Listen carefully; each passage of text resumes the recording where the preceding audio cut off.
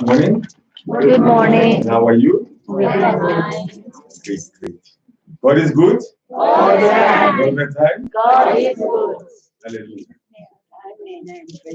The song that we are singing now, it says,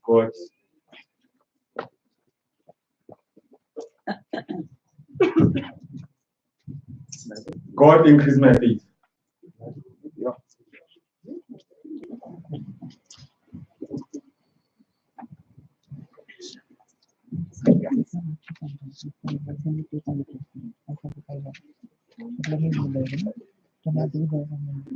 They want to use it. You have to be real close to it. Otherwise, we can't hear you. Okay. What is audio? I know you have heard a lot about the history of South Africa and the history of the Church of South Africa. I think the Archbishop Slattery has explained a lot, and I think he has touched all the bases and all the points and all related issues regarding the history of South Africa. And we are so grateful to have a bishop like that who knows and understand the history by heart. Yeah. You have seen he was not referring to it, he was not reading anything. Everything was from his head or his mind. So we are very blessed to have a bishop like that.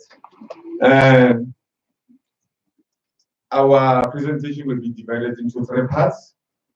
Firstly, we'll be having I'll just be brief because I know if you keep on hearing one thing over and over again, in time it gets boring.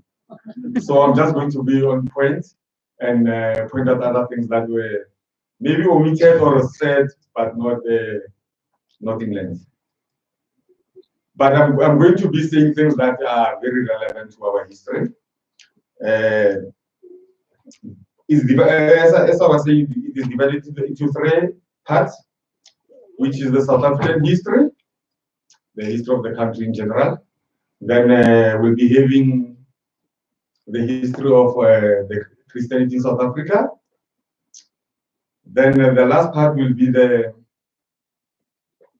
challenges of things that you need to be praying on for South Africa, to heal South Africa, or to make South Africa a better place. South African history. South African history starts from back then, but we all know that we only knew of it after the arrival of Jan van Riebeeck in 1652. The 19, we are in the 19th century. In 1652, which Jan van Riebeeck was the leader of the settlers, so we call them the settlers. But in South Africa, we call them the Voortrekkers. They were called the Voortrekkers. I think the Voortrekkers is the Dutch name. I'm not sure. Justin, excuse me. Can you speak a little slower because they're not catching you to translate? Okay, okay. You're the Okay. same as William the Bishop. Very fast. Sorry for that. Sorry for that. Thank you. As I was saying, Jan van Riebeeck is the leader of the Voortrekkers. They were the first, not actually the first, but we regard them as the first because Napoleon was the first who arrived in Natal, which is, we now call it Durban.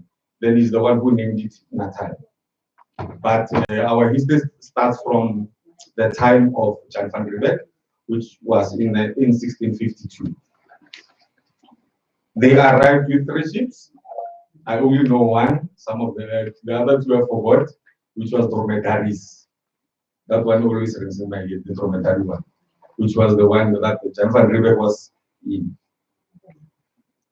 They arrived in Cape Town and named Cape Town the Cape of Good Hope. Then it was then in 1952. Then they moved up, and actually they were just resting to get some fresh air and fresh water from the country. Then they realized that South Africa was very rich in the soil, in farming and whatsoever. They found very good fruits and everything. So they thought, let's just settle here. Because by then it was only the Khoisans and the Hottentots and the Bushmen that were around in our country. That's the 3 nations that we were told that they existed in South Africa, which some were moving up. Then they settled in Cape Town, which some started moving up and started meeting other nations, which they started battering. Battering was when they started, our African brothers believes in farming, which they have a lot of heads, cattle, sheep, and whatsoever. Then from there, they saw that there's a chance for them to have such. They came with mirrors, jewelry, and whatsoever. And as our brothers by then, who were not familiar with such things, mirrors and whatsoever, they gave them mirrors for some part of their heads. So that angered the Zulus, because they started seeing that they are losing a lot by being given things that doesn't have value to them. Then before then, they started going up, getting farms and farming, until they moved to the western part of the country, which is Natal. By then, when they arrived there, they met the Zulus. They fought, but they could convince the Zulus very well. But as time goes on, the Zulus made a strategy for them to. Actually, they came up with a strategy to actually get rid of the Dutch. They called them to say, let's make a feast for you guys. And they put them in a kind of a crawl or whatsoever. Then after, when they were still feasting, they didn't seem there. They, in the other hand, they've arranged for their warriors to attack the Dutch. That's when there was bloodshed. I think the bishop mentioned it, with the river that was actually landed up in a lot of blood. It was called the Blood River, which was in the KZN, where most of the Dutch were killed there. It was, I'm not sure about the date, but I think it was in 16 December 1838. Then on the 16th of December, that's when before our new government, on the 16th of December, they were commemorating their fellow Dutchmen, which was a holiday that they called Dingaan's Day. Dingaan was the younger brother to Shaka, was the one who actually infiltrated the whole massacre. Then our history went on like that, where where the Africans and the Dutch were always fighting for the land. Up until the early 19th century, where, when the blacks were they were kind of tired with the whole infights in the country. But by then, we already had things like Johannesburg, Pretoria, and whatsoever, which were very much developed.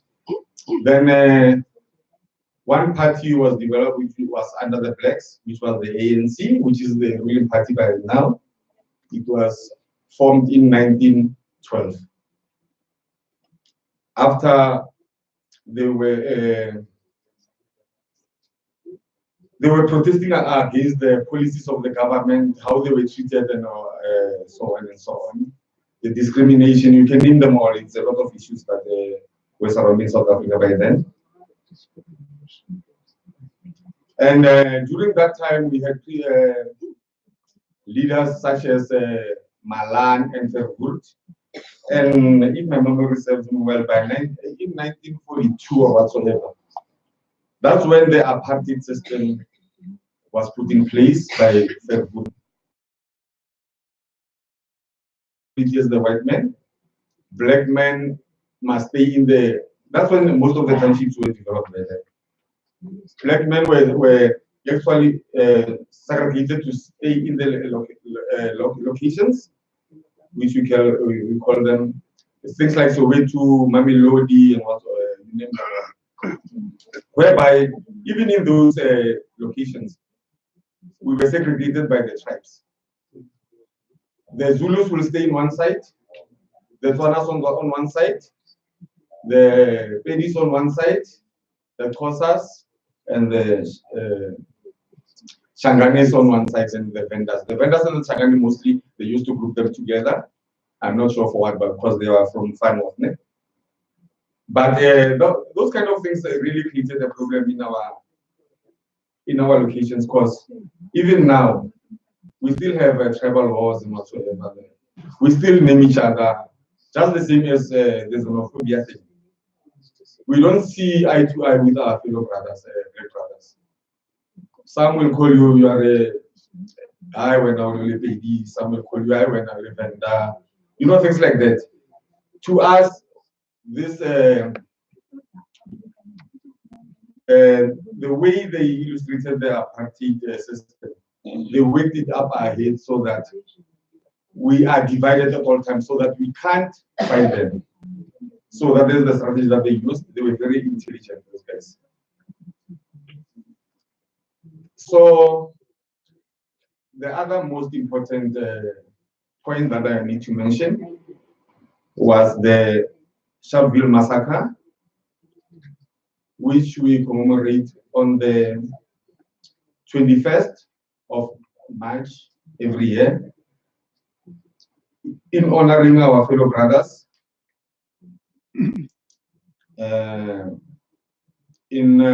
I'm not sure whether there's a place called Vereeniging. Previously it was called Sharpeville. Vereeniging, they met around 69 people, which were protesting, and that day now is called. Previously it was called Sharpeville Day. Now it's called Human Rights Day, because people are protesting for their human rights. So 69 of them were killed on that day. Then after, the other history is the 16th. I hear now on your tour you'll be visiting the Hector Peterson Cemetery. Hector Peterson is a young boy. I think he died at the age of 6 or 7 years, if I'm not wrong. He was at school, but it was during the 1976 uprising, where the students, the learners in South Africa, actually, mostly it was learners in South African high schools, were protesting against usage of Afrikaans in all their subjects, because the government was forcing them to Afrikaans to be a medium of instruction at all levels in schools. So the students gathered together and they protested against that, where they marched and fought with the military by then. And I think around 170. Then the other issue will be the Nelson Mandela, whom you know today. Nelson Mandela was actually known to most of us during the Rivonia trial, which was in 1964. He was charged with others. I think they were around 7. I think there were around 7 who were charged for actually not agree to certain things that were given to them, as they were previously the. So they protested against it. Yes. So by then, they were arrested and charged, and the name Nelson Mandela, which was mostly known to the whole world, was actually publicized by them, by the wife Winnie Madikizela Mandela, who was a very strong woman. She was not afraid of anything. She would go into whites and fight them by herself. She was a very, very strong woman. If most of you watch the news, she only left us, I think, 2 years back also. And Mandela was only released in 1990 after 27 years in prison in the Robben Island. They were taken to the Robben Island. The Robben Island is somewhere in Cape Town. It's a small island that the former regime used to use it as the prison for people like us, for political reasons, for political prisoners. Then he was only released in 1990 after negotiations with the former regime. And our first democratic elections were only in 1994, where Mandela became the president after winning the elections, after the Africans won the elections. He was commemorated the very same year. And now I think we are having, this is our 5th democratic president. It was Nelson Mandela, who served only 1 term, then Thabo Mbeki, who served 2 terms, but he didn't finish the second term. That's whereby some will contradict ourselves by saying we are having five presidents since the start of the democratic country. But Kgalema Motlanthe was only there to unseat Thabo Mbeki before he finished his term. I think 9 months to go before he could finish his term. Then it was Mandela, Thabo Mbeki, then the famous one, Jacob Zuma, and the hopeful one, Cyril Ramaphosa, who was inaugurated, I think it was last week Saturday, if I'm not wrong. Yeah, he's our 4th democratic president. All of them belong to the African National Congress, which is the ANC. And we pride ourselves, we've got 11 official languages in South Africa. I can't name them, maybe I'll go wrong somewhere, I'm not sure. Or I'll repeat some. I don't want to contradict myself, right? But I think it's Northern Sotho, Southern Sotho, Tswana, Zulu, Xhosa, Ndebele, Afrikaans, English, Swati, Shangane, Venda. That's all. The 11, according to 11. We still have some, but they are still in the process of being recognized as national languages. Thank you. I think I'll finish my history here. That covers up until today, up until several Ramaphosa's break. Thank you. For now, we'll be praying the national anthem, which we've heard ourselves very much. which is Nkosi Sikelel' Morena Boloka. Our national anthem just says, our Lord, take over our land. Thank you. It's in 4 languages. It's Zulu, Sotho, Afrikaans, and English.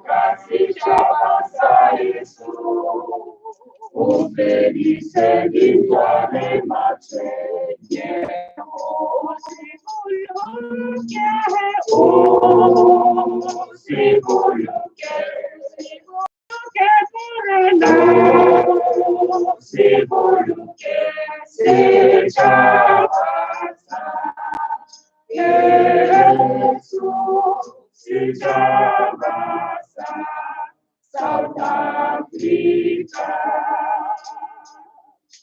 Ik loop van onze Heer, en die diepte van ons Heer. Voor ons Heer want die grote aanmoediging. Some to go to come together, and united we shall stand. Let us live and strive for freedom, because Africa, our land.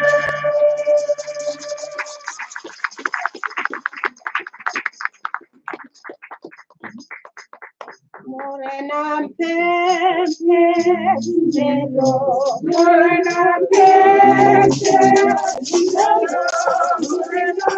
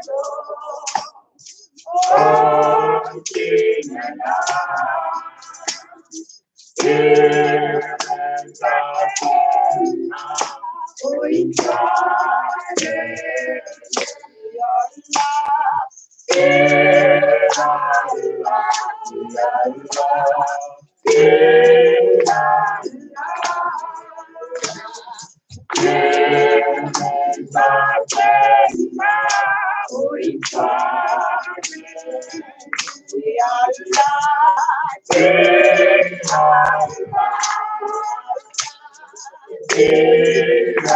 united.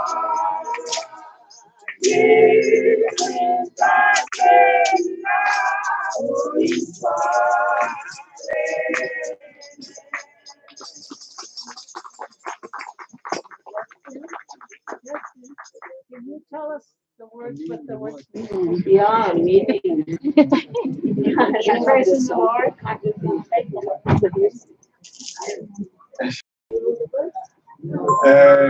The last song that it really says, "Our Father, take off this heavy burden upon our shoulders."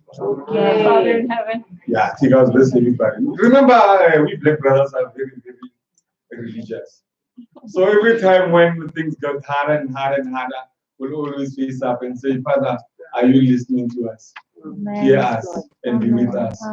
So this is a community, a religious community song, which most people will sing during funerals, during heavy things that will be happening on their side. So it clearly says, "Father, lift all the burdens on my shoulders, and I'm crying out to you. Please, Father, lift everything, take everything off my shoulders." Thank you.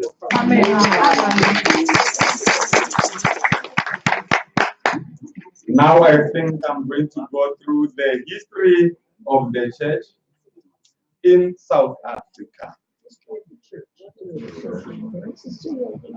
Firstly, religion came actually jotted down, but they are saying, the questions they have their way of praying, but in our history we don't have that. That's omitted in our history. The only thing that religion came with Jan van Riebeeck when he visited our country in 1652, whereby the only religion that was practiced and it had the exclusive rights, it was the Dutch Reformed Church in Cape Town. And the first Christian mission was at the Genandendal in Neder-Dayton in the Cape Town. But that's the only history that I know about them.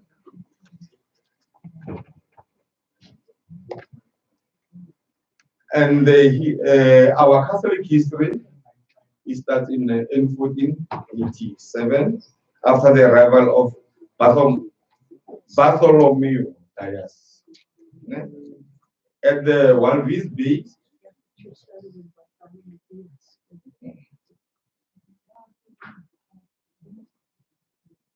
That's when it started, and the first Mass was celebrated late in December in 1487. 1487. They don't have this right. They are thinking it might be in December 1487 or in 1488 January. Remember, by then the calendars were not so very familiar. So they are thinking around it was either January, December or January, between the 2 months. That's when the first Holy Mass was celebrated by Dias in Port Elizabeth. I think if you look at South Africa, I think if you look around here, there's a port here, which is called, here is the Eastern Cape. Look. It's the Eastern Cape. So we are having a port, which is a harbor, which is called the Port Elizabeth. It is somewhere there, which he came, the history tells us they came before the settlers or the Fort Dragons. That's when they celebrated that. The first Holy Mass by Dias. I think on your history books you have them. Then after him, Napoleon after him, who did all the work but moved up the north. And the history of the Catholic Church was not so popular in South Africa because the Dutch regime always made sure that it pushes for all the churches not to practice their religion in South Africa. That is why they had only the Dutch Reformed Church. They give it all the rights to be the sole religion to be practiced in South Africa.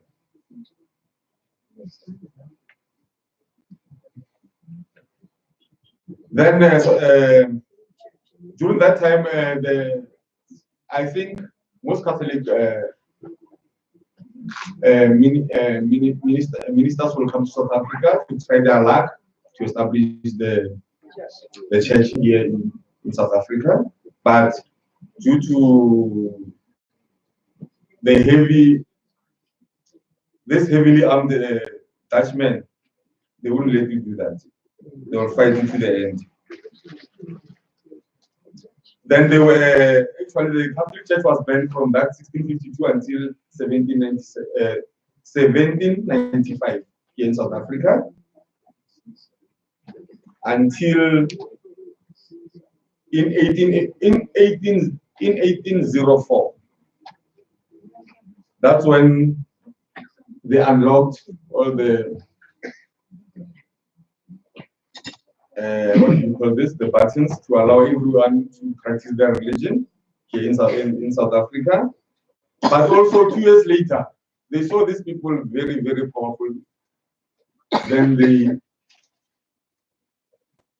they went back to prohibit anyone to be practicing the religion in South Africa.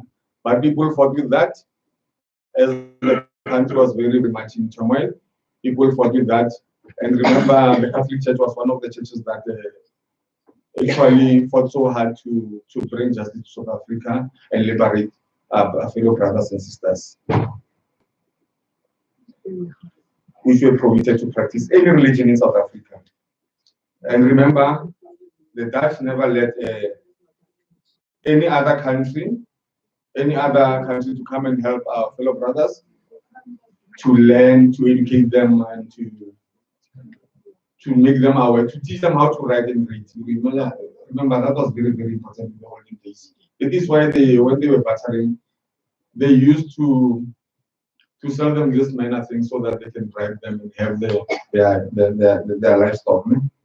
So it was very, very important for people to start learning and knowing more about farming and whatsoever.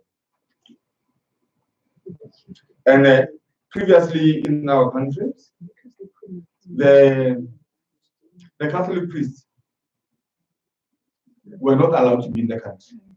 They were only allowed to come and visit.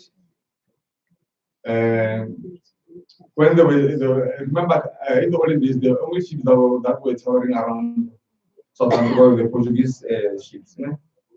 So they will only be allowed to come with that group when they visit South Africa and so on, so that they can do their mass, but also leave.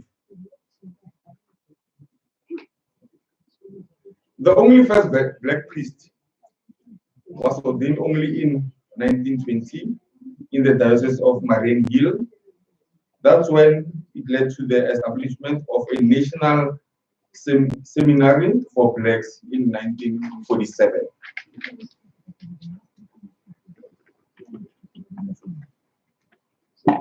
The South African Catholic Bishops was only created in 1947, whereby it made its first pronouncement against racism in 1957 and in 1952, actually 1952, then after, the most popular known was in 1957. But as you know that every country got its own weaknesses and whatsoever, they were also defeated, and they also started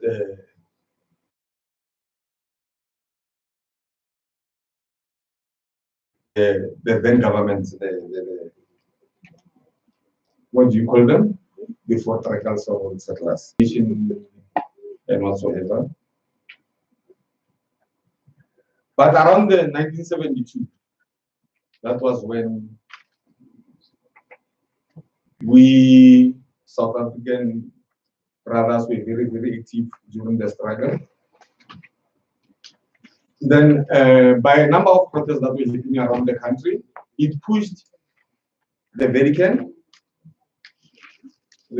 Council to actually send more priests and whatsoever to come and actually raise more funds and build a lot of Catholic schools and whatsoever to start fighting this apartheid era. So that's when they started being very heavy one in the, fighting the apartheid government. Then we went on like that.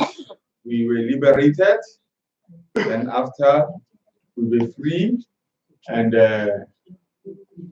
by now, I think I'm giving the history. We are not so much. Remember, the bishop was telling us in the southern Africa. Remember, southern Africa starts from, I think it starts from Zambia. Zambia, Botswana, South Africa, Lesotho, Swaziland. We have 26 dioceses and archbishops within it. And the history of the Christianity in South Africa, we only occupy 8.9%. Which is the largest. We come after the ZCC. Most of us, we know it. It's an indigenous church, but I'm not sure whether you travel a lot.